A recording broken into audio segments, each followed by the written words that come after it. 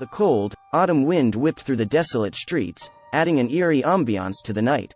Mike nervously adjusted his collar, his heart pounding against his chest. He had reluctantly agreed to go on a blind date with a girl named Emma, as a favor to his friend who had helped him out of a jam a few months back. As he approached the dimly lit cinema, a sense of apprehension settled over him. Inside the theater, Mike spotted Emma waiting by the concession stand. She was pretty enough, but there was an undeniable lack of chemistry between them. They exchanged polite greetings, feigned interest in each other's lives, and made their way into the theater to catch a late-night horror flick. The film unfolded on the screen, immersing the audience in a world of chilling suspense. Mike found himself engrossed in the terror on display, his mind temporarily distracted from the lackluster date. As the credits rolled and the lights flickered back on, Mike and Emma exchanged a polite but swift farewell, going their separate ways into the night. Weeks passed, and Mike's memory of the uneventful date began to fade. That is until a peculiar message appeared on his phone, illuminating the darkness of his bedroom. It was a message from an unknown number, and the words on the screen sent a chill down his spine. "I saw you with Emma that night. You thought you could forget, but I remember everything." Confusion washed over Mike. How could anyone have known about that forgettable evening? He brushed it off as a prank and tried to ignore it, hoping it was a one-time occurrence. But he was mistaken. Night after night, the mysterious messages continued. Each text recounted the details of their lackluster date, seemingly from a perspective that could only belong to someone who had been there. The messages grew more sinister with each passing day, punctuated by threats and warnings.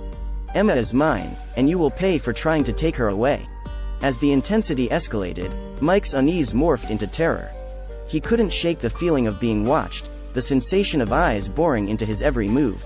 The line between reality and nightmare began to blur, as if trapped in a macabre Wes Craven film. Driven by fear, Mike decided to confront Emma.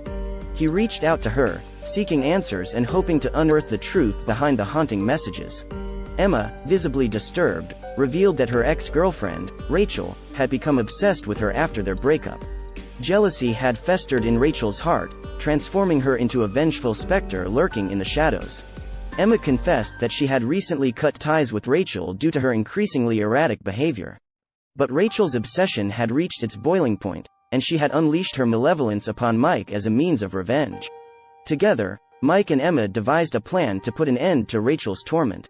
They contacted the authorities, who began an investigation into the deranged ex-girlfriend's activities. The police traced the menacing messages back to Rachel's secluded hideout, where they found her twisted shrine dedicated to Emma. Rachel was apprehended and committed to a psychiatric facility, her sanity shattered by her own toxic fixation. Mike and Emma, free from Rachel's clutches, gradually regained a sense of normalcy in their lives. But the scars of their harrowing ordeal would forever remain etched in their memories. Blind dates would never hold the same innocent charm for Mike again. In the depths of the night, as shadows danced upon his walls, he would occasionally catch himself wondering if Rachel's ghost still haunted the dark corners of his existence, waiting to strike once more. For evil, once unleashed, can never truly be extinguished. And sometimes, the most terrifying horrors are not confined to the realm of fiction.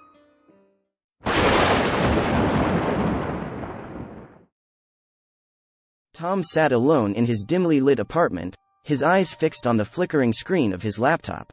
He scrolled through various profiles on an online dating site, his heart yearning for a connection, a spark of companionship amidst the vast digital landscape. And then he stumbled upon Frankie. Frankie's profile was an enigma, a single picture, her face partially obscured by shadows, her eyes gleaming with an unsettling allure.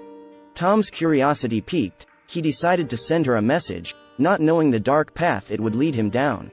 Days turned into nights as Tom and Frankie exchanged messages, weaving a tapestry of words that revealed hints of their hidden desires and secrets. Their virtual connection grew stronger, and Tom found himself longing to meet Frankie in person. He suggested a simple coffee shop as their meeting place, hoping that the warmth of a caffeine-infused embrace would ease his nervous heart. The day arrived, a misty evening cloaked in ambiguity. Tom nervously adjusted his collar as he entered the coffee shop. His eyes scanned the room, searching for the mysterious Frankie. And then, from the corner of his vision, he saw her. Frankie's raven black hair cascaded down her shoulders, framing a face that was hauntingly beautiful. Her piercing gaze met his, and a smile tugged at the corners of her blood-red lips. Tom's heart raced, his anticipation mingled with a tingling sense of dread. As the evening unfolded, Tom found himself captivated by Frankie's charm. Her laughter was melodic, her conversation enthralling. The initial awkwardness melted away, and they discovered a genuine connection, a harmony of souls that transcended their virtual interactions. It was as if they had known each other for a lifetime. Encouraged by their first encounter, Tom and Frankie agreed to meet again the following week. This time, they chose a tranquil park as their rendezvous point. But as the days ticked by, Tom sensed a subtle shift in Frankie's virtual presence. Her messages grew colder, her words laced with a disconcerting ambiguity.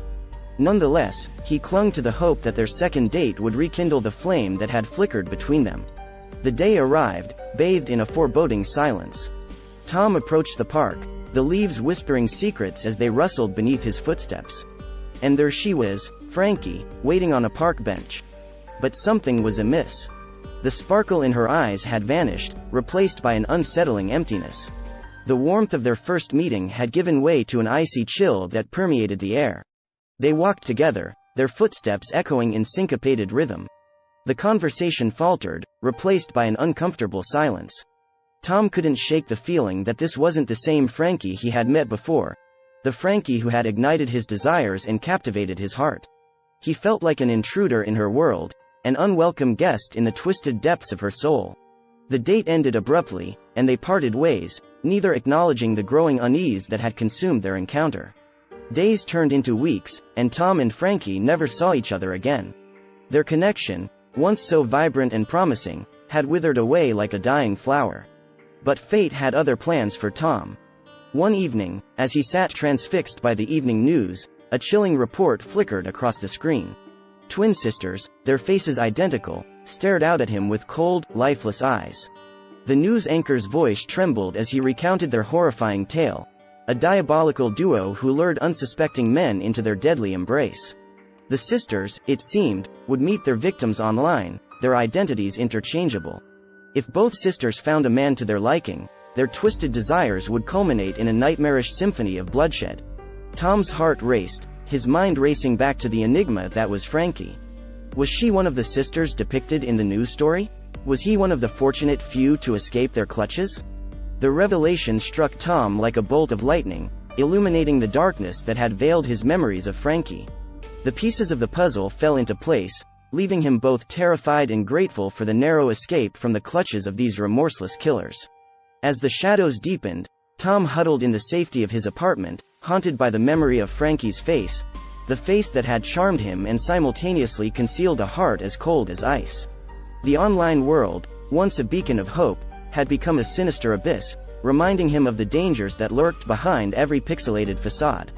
And so, Tom retreated into the sanctuary of solitude, forever changed by the harrowing encounter with Frankie, the enigma that could have consumed him in a deadly dance, but instead left him with the haunting knowledge that, sometimes, survival is the greatest victory.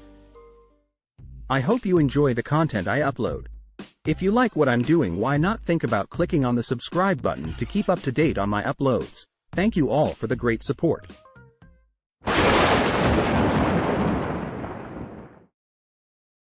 Stephen nervously tapped his foot on the park bench, his eyes darting around in search of any sign of Jennifer.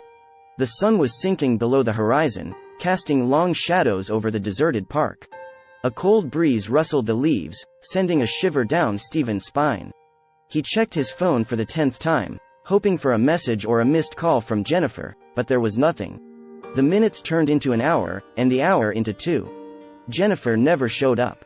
Frustrated and feeling foolish, Stephen let out a sigh and stood up, ready to leave the park and forget about the disappointing blind date. But as he took his first steps toward the park exit, a chill ran down his back.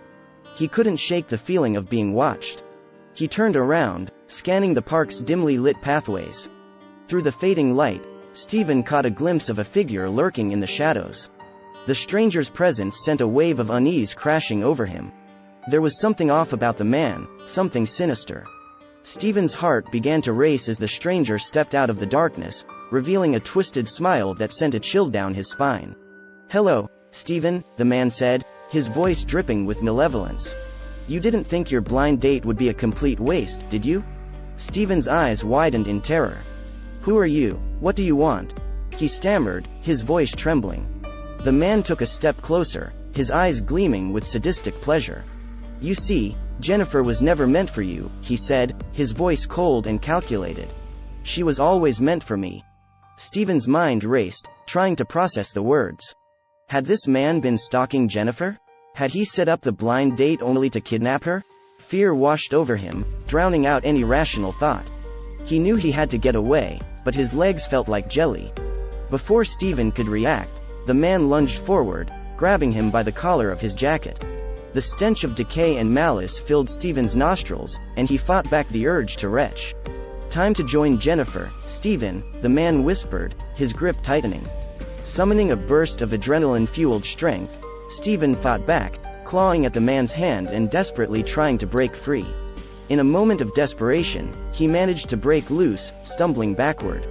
With every ounce of energy left in him, Stephen sprinted away from the park, his heart pounding in his ears. He could hear the man's heavy footsteps chasing after him, each step bringing the predator closer to his prey. Fear pushed Stephen to the brink of exhaustion, but he refused to give up. As he reached the edge of the park, Stephen spotted a small convenience store up ahead. He rushed inside, panting heavily, and quickly locked the door behind him. He begged the store clerk to call the police, his words tumbling out in a frenzy. Minutes later, the police arrived, and together they combed the area surrounding the park. But the man had vanished into thin air, leaving no trace behind. It was as if he had never been there at all. In the weeks that followed, Stephen's life became a waking nightmare.